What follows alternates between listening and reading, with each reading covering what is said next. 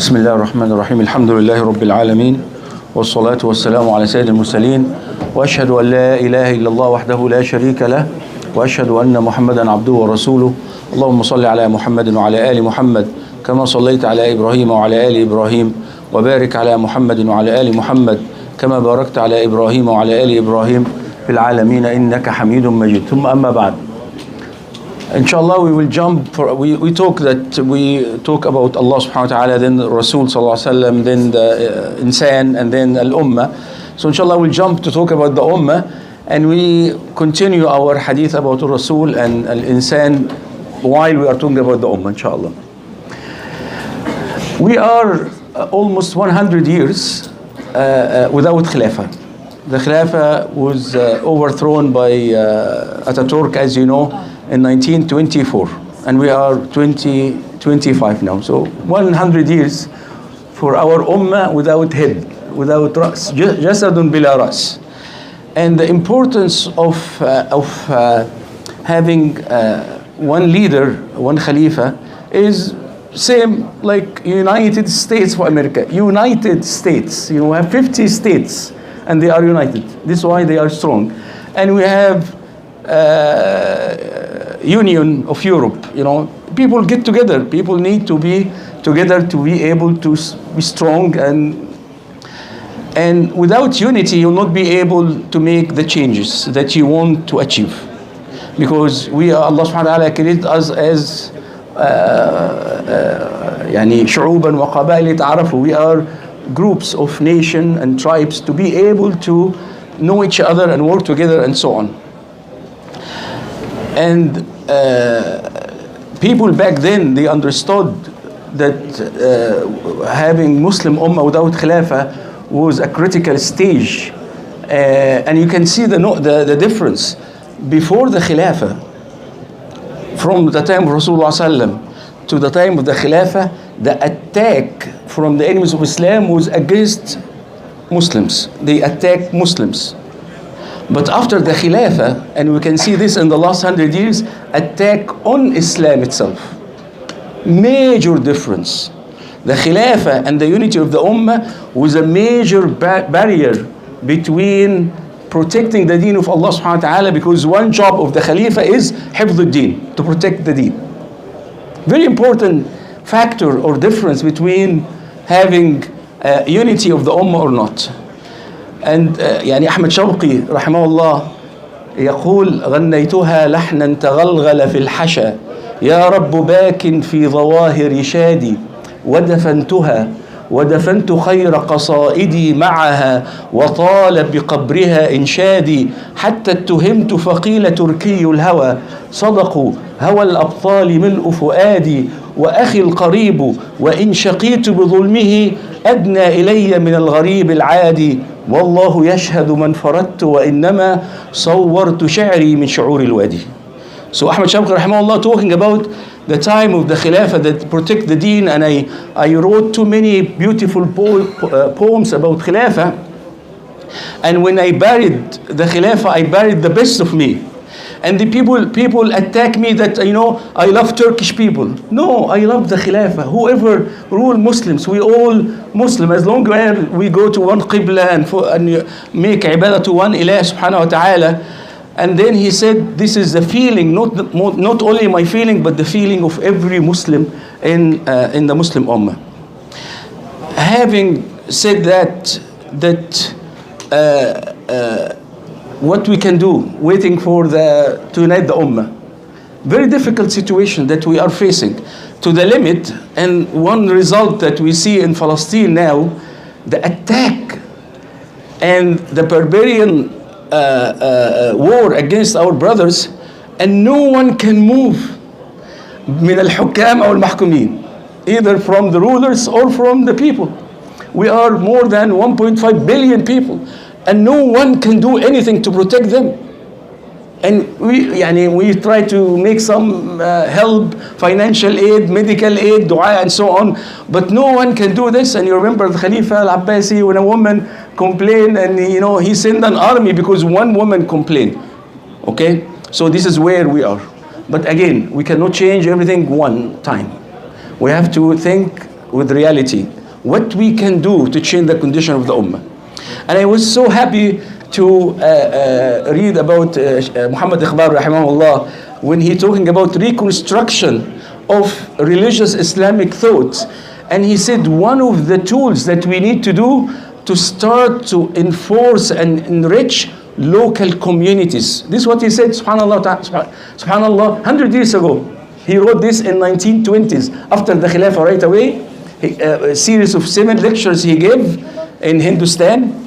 And he mentioned that we need to work on the local community, how to make the local community strong. And this is what I'm thinking. This is what we need, how to get together. And I understand that when Muslims came to Canada in the last 50 years, we built masajid, we built schools, we built community centers. Alhamdulillah, we have too many masajid and we have good Muslims community and a strong one, inshallah. But what we do right now, and let me give you this analogy. You know, if you have a large truck, like the large one that, you know, transports goods between different provinces and so on. And imagine if this truck is stalled, هذه شاحنة معطلة, and we need to push it, to move it. And you go and you see the people, and I think maybe you need 200, 300 people to push this truck just to make it move. So you have some people pushing from the back. Good people. The 200-300 people are very good people. They want the truck to move. But some people push from the back to move it forward. Other people pushing from the front, pushing backwards.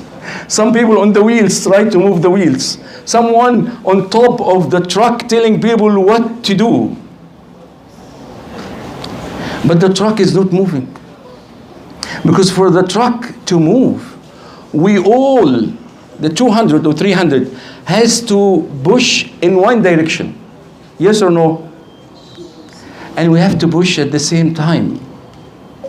Because if everyone push and then rest, the other guy is pushing and rest, we have all the forces that has to be at the same moment for the truck to move. And the people on top, what they call leader of the community, actually it's a load on the truck, please go down and push with us. Because you're adding more load to the truck. People think that when they are higher than us and preaching us and telling us what to do, but if they come down and push with us, inshallah the truck will move. And some people in the cabinet inside, on the steering, thinking they're steering the ummah, and the truck is not moving, by the way. Someone need to wake him up that the truck is in a static situation. And this is exactly what's happening. We need to work together in harmony. How to push together in one direction at the same time. Some people are smart in certain areas. Some people have talent in certain area. When we work together and everyone will be able to do his part in the right place, in the right moment, but together with harmony, we'll be able to make this truck move forward, inshallah. And this is what I call, we need to come up with new mechanism, آلية جديدة للعمل الجماعي. We need how to work together with keeping every masjid working the same way they are, every institution the same way they are, every group working. We don't know who's doing what. Every time I talk to someone about this idea about Oakville Muslim family, Milton Muslim family, how to build within every city that all the Muslims connected together the same way. When Rasulullah sallallahu alaihi wasallam went to Medina, what he did, آخى بين المهاجرين والأنصار. He made the brotherhood between Muhajirin and Ansar. Why we don't have this feeling? Why we don't have this brotherhood between Muhajirin and Muhajirin? We all immigrants. So we should forget that you are Afghani or Hindi or Masri or Maghribi or Mauritani or Libya. Just think together, we are one Muslim ummah. وَإِنَّ هَذِهِ أُمَّتُكُمْ أُمَّةً وَاحِدَةً وَأَنَا رَبُّكُمْ فَاعْبُدُونَ.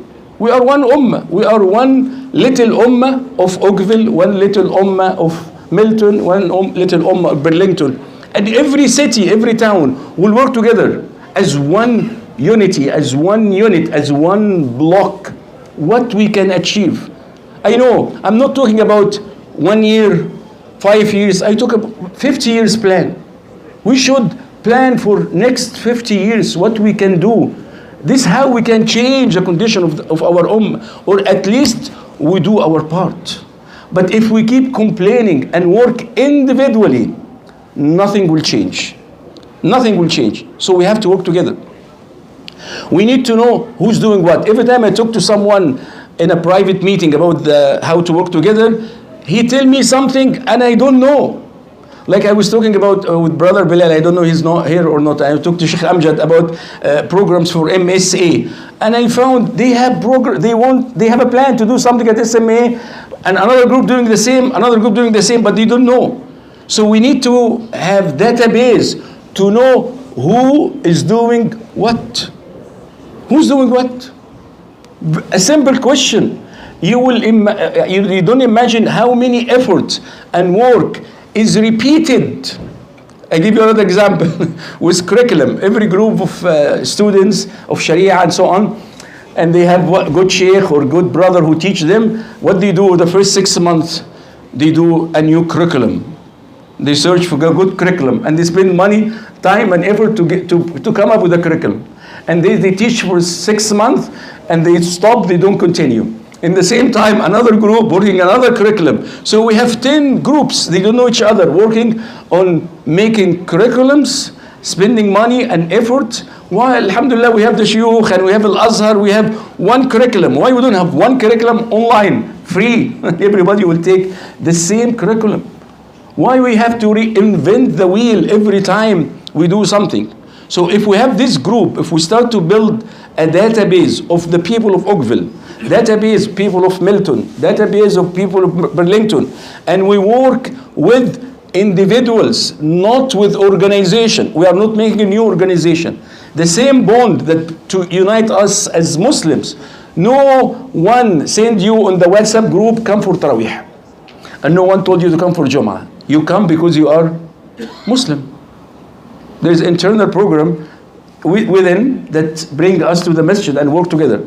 So inshallah, we'll continue talking about Oakville Muslim family and remove Oakville and put your town, your city, so you don't feel offended. أقول قولي هذا وأستغفر الله لي ولكم والسلام عليكم ورحمة الله وبركاته.